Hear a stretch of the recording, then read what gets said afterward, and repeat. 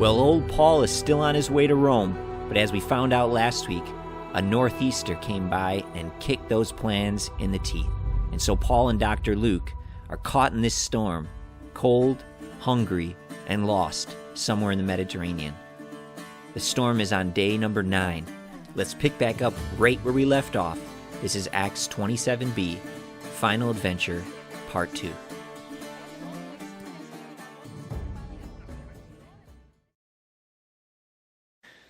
You know, guys, sometimes, in life, you make plans, and then life has a way of coming alongside and just kicking your plans right in the teeth. It's real. It gets rough. It gets raw. But you know what? God's not spooked. He's not spooked by any of it. And he stays in it with us. And he was about to come through for Paul. Well, Paul stood up and decided to give a second speech. And I forget what day this was, 7, 8, 9, 10. This was past the bad point where they were really low. All the men were low.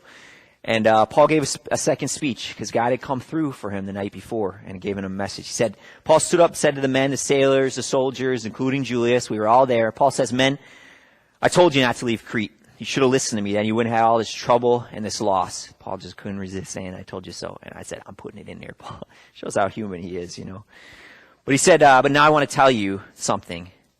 And that is, you need to cheer up. None of you are going to die. The only thing that's going to be destroyed is the ship. Last night, an angel of the God I serve and worship, the God I belong to, one of his angels came to me last night and said, Paul, don't be afraid. You have to stand in front of Caesar. And God has given you this promise that he'll save the lives of all the people sailing with you. So men, Paul said, men, there's nothing to worry about. I trust God. I'm sure everything will happen just like this angel told me. We'll probably end up crashing on we've got to crash on some island somewhere. All right, that's what Paul gave. That was to the men. Well, guys, the nights went on. Night 10, night 11, night 13, night 14 is when it happened.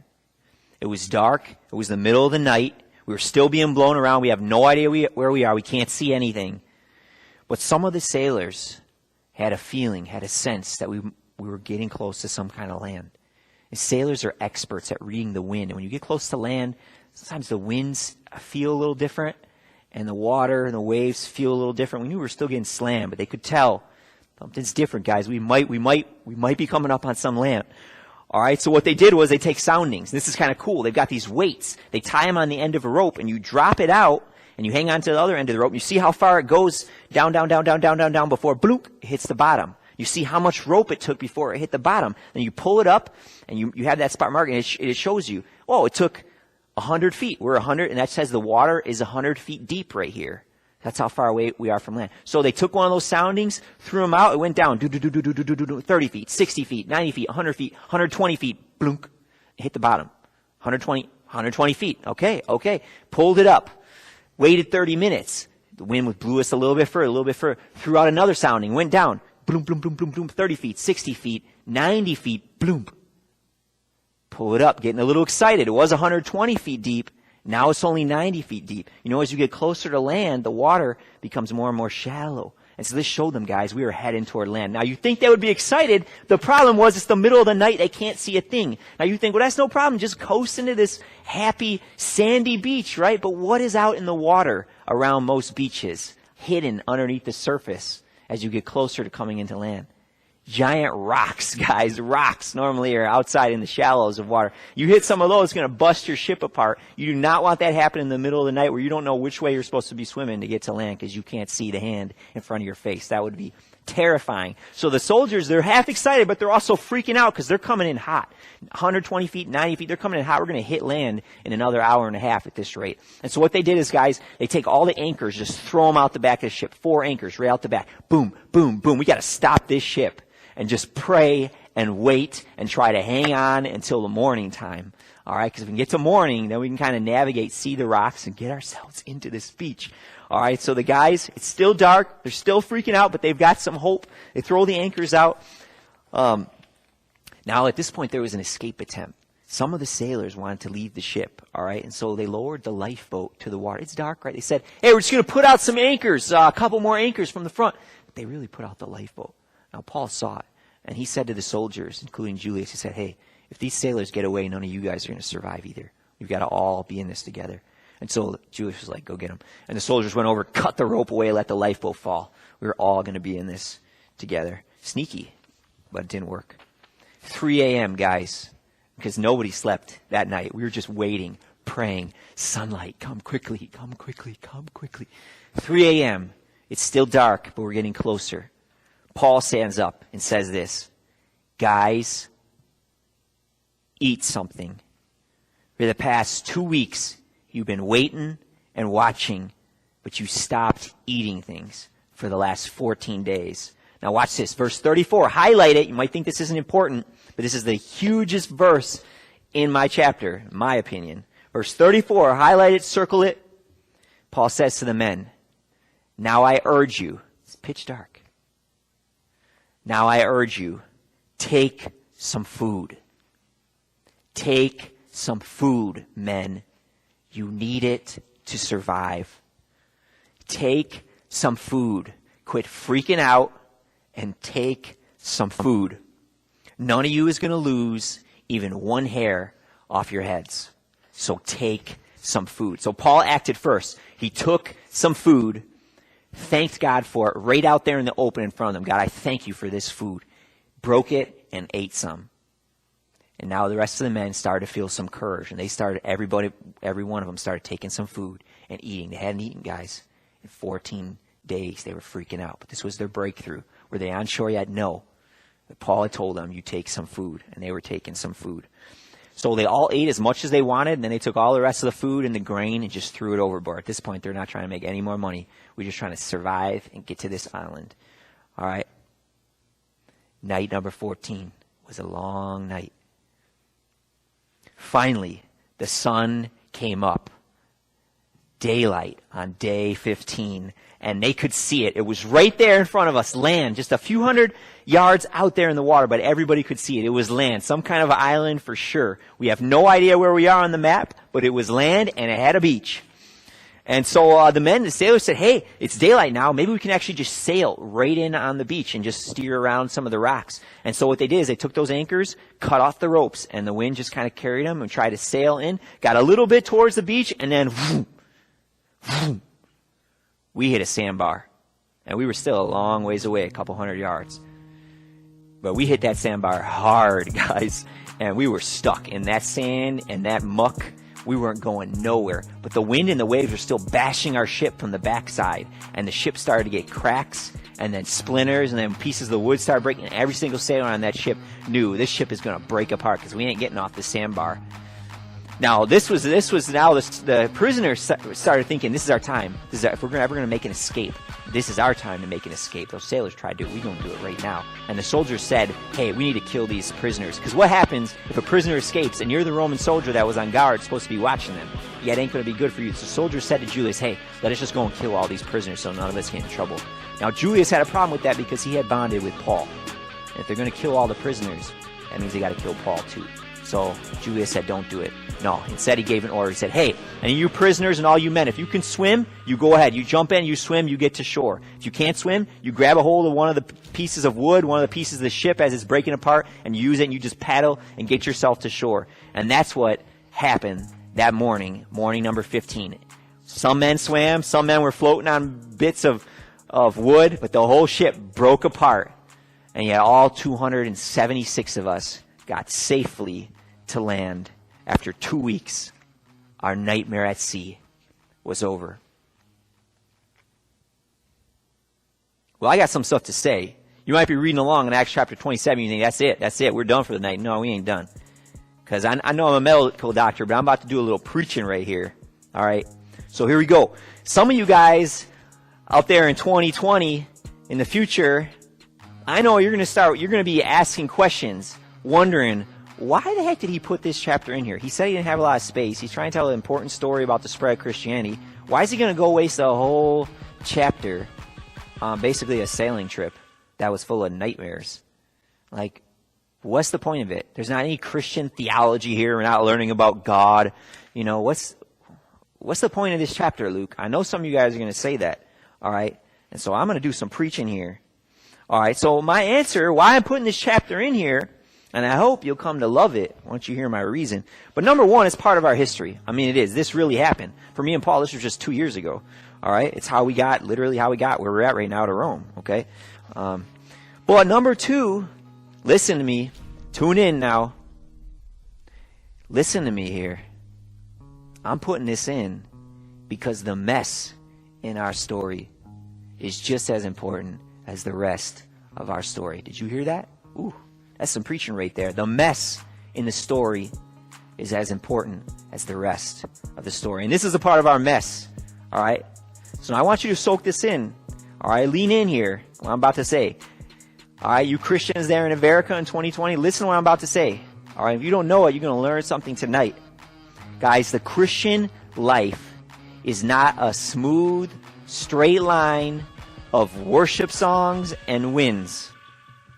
If you think that's what the Christian life's about, you need to get that out of your system. All right? Some of you are thinking, and maybe you preach this to other people, hey, come get saved, and then you'll be blessed. Is that true? Yeah, but what does that mean? What does that look like? Does that mean you're not going to get cancer? Does that mean you're never going to get cut from the sports team? Does that mean you're going to have a fairy tale marriage? Does that mean everything's going to be pretty and smiley every day of your Christian life till you go to be with Jesus? Guys, do not listen to me. Do not buy that nonsense version of Christianity. It is toxic and it is trash. Guys, the Christian life, hear me. The Christian life is not an unbroken string of Hillsong concerts and happy dances. It ain't. It's not sunset romances, dream jobs, and endless upward mobility, guys. I'm here to tell you, it ain't. Sometimes, and this is the truth, sometimes you flat out get your teeth kicked in. Sometimes your best plans to serve God get shot full of holes. Sometimes your heart gets smashed, not just broken, smashed. Sometimes your perfect little plans get shredded smaller than little pieces of confetti and then blown away by a wind like a northeaster. You feel me? Are you catching what I'm saying here? Sometimes your Christian father leaves your mom to go find a younger woman. Sometimes your Christian pastor fails you at the time in your life when you needed him there the most. Sometimes, guys, you get in a car accident and God doesn't stop it. Sometimes, guys, your ship gets broken into 1,000 pieces somewhere, who knows where, in the middle of the Mediterranean. And you're floating on bits of wood through the night. Guys, Paul had plans to serve the Lord for his life too, right? Being in prison for 2 years wasn't part of it. Remember, Paul had just been in prison for 2 straight years up in Caesarea, waiting to have his trial have a final decision. One governor comes and goes, another governor comes. He's just rotting away there in prison for 2 years, right? Finally, he hits the golden buzzer. And what do you think he was thinking? Now's my chance. Finally, I can get some justice. I'm just going to get on this ship, sail to Rome, go to see Caesar. He's going to judge my case, set me free. I'm going to be able to write my memoirs, make the Roman Times bestseller list, sipping tea, sitting by a fire by Christmas. Now, what happened to those plans? They got kicked in the teeth. Instead, his plans got rocked by a northeaster. He went days without food. I was there too. It was me too. Cold, wet, hungry, exhausted, seasick. Guys, let me tell you, it sucked. And I'm putting it in the book. I am putting it in the book. I don't care if it has to take a whole chapter. It's going in. Why? Because this is real Christianity, guys. Do you get it now? Is it starting to sink in? Let it sink in, guys. This is good. That's why this book makes you strong. Some of that fluff out there, some of them other Christian writings, that's not going to make you strong. Fills you up with a bunch of false expectations. This will feed and nourish your soul. All right? This is messy Christianity. And this, guys, this is what's normal. And you know what? It's okay. It really is. God is in this. He was in it with us. And he's not in it just like a cliche. He's in it like a companion through the mess. God soaked us in, and God is in the mess with us. Is it perfect? No. But you know what? It's okay. It's okay. God is in the mess. If you haven't figured it out from my account, you should read my first account, Luke, and see how messy the life of Jesus was from beginning to end. I mean, look at his birth in an animal feeding trough. Come on now. Messy. But God is all up in messes when his kid is the one with the mess. Am I getting through? Am I getting through a little bit? I know I'm preaching a little bit here. So what do you have to learn to do? Hey, you got some stuff to learn to do from this chapter. You might not know what it is, but I'm about to break it down for you. You have to learn to dance in the holding pattern. Soak that in. You got to learn to sing a little bit from prison like we were back in chapter 16, right? You got to learn to have some joy, to fight for some joy instead of holding your breath, waiting and praying for the mess to go away so you can go back to having joy in your Christian life. Man, that's some shallow joy. You need to learn how to get your joy, how to fight for your joy while you're in the mess, all right? Mess, guys, is part of the journey. You got to learn to find a joy that can endure through the mess. You got to learn how to find your enjoyment and your joy and your strength and your peace in God in the mess. You got to learn, hear me, to take some food.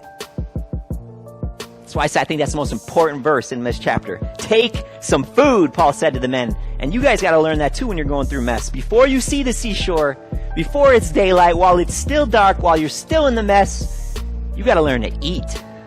You got to learn to take some food when things are as dark as they could ever possibly be.